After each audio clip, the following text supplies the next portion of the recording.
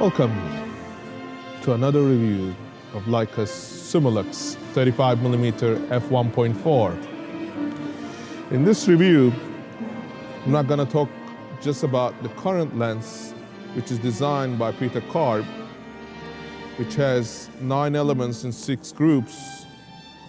I'm also going to talk about the previous versions of this lens, which we have 4. The first edition, or the first series, was designed by Dr. Walter Mandler, who was stationed in Canada by Leica in the 1960s. When they came out with the design, the Summilux was one of the fastest lenses in the market. At 1.4, it gave the photographers an element, a tool that they could use in low light situations to capture photographs like never before.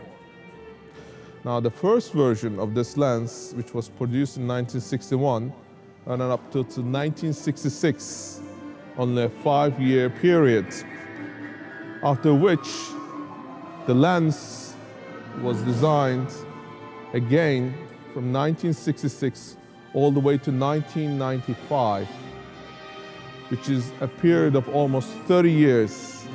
The lens remained unchanged. During this time, the lens had 7 elements in 6 groups, and the weight of the lens virtually remained unchanged until the latest version, which was designed by Peter Carb, as I mentioned.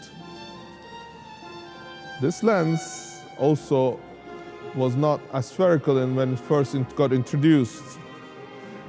The lens became aspherical. This aspherical coating was applied first time in 1990 as the production began.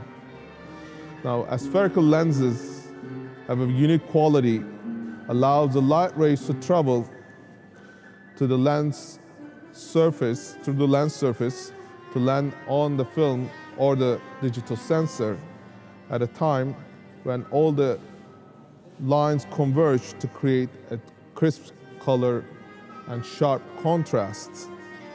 Now, previous versions are known to have a soft look, a soft, sharp look, which makes it unique, what we call the Mandler look, because similar versions of the lens was made for Noctilux, which is at 0.95 at the current time. At the time when Dr. Mandler designed it, was f1.0. Now, you will see this lens, which weighs somewhere between 320 grams, is one of the smallest lenses in the market. But the Summicron is even smaller. The black version is 255 grams, but the chrome version is 340 grams. Now, if you compare this to the times when Dr. Mandler made it, there is only a difference of about 10 grams, which is very minimal.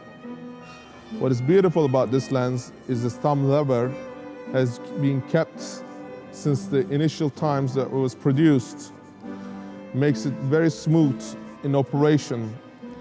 The aperture goes from 1.4 to f16, and the focus is very, very smooth. Now, there is significant changes from the ones that was done by Dr. Mandler. Dr. Mandler had designed this lens to be a fixed prime lens. The current version incorporates what we call the floating elements. Floating element is important because it has 2 elements in the lens that move as the focus is designed. Now, this, from an engineering point of view, is a breakthrough in lens engineering. From a practical applications, this is even more important, because in the previous versions, there was a problem with what we call the focus shift. So when you change the aperture, the focus had to be readjusted. When you have lenses that are designed with floating elements, this is being reduced and eliminated. For that very reason, the current lens is very good. But there also are some limitations. The new lenses have a much DSLR look, very sharp, very crisp, in a way that you cannot tell the difference whether it was shot with a DSLR camera or a Leica camera. The way to distinguish between these two is basically in the way Leica renders colors. Now, you'll also find significant differences between the M240, MP240, and the previous M9 version of the cameras. The M9 features a CCD. This features a CMOS sensor. This is a 24 megapixel sensor. Now, this sensor captures pictures in a very different way digitally than the M9. M9 has a more nostalgic look, which I feel Dr. Menzler's design is more suitable. This MP240 perhaps is better suited with Peter Karb's design, which is basically with 9 elements in 6 groups, creating a more complex lens, but a more accurate and sharp lens. For this reason, it is a matter of taste between whether you want to have a more nostalgic look versus a more contrasty sharp look.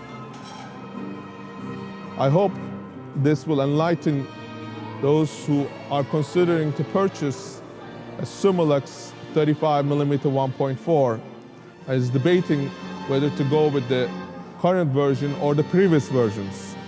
One thing though, before I conclude this, I would like to mention the previous versions do not have 6-bit coding. 6-bit coding allows the lens metadata to be transferred to the camera for the corrections to be done with vignetting and otherwise. Now, with the previous lenses, the lenses can be sent to Leica to have it digitally coded so that it can have communication with the camera. So given that, to make the right choice, I suggest you try both lenses, both versions, and to see which one appeals to you more. Thank you for watching. And remember to visit us often for the independent reviews at leica-review.com. Thank you.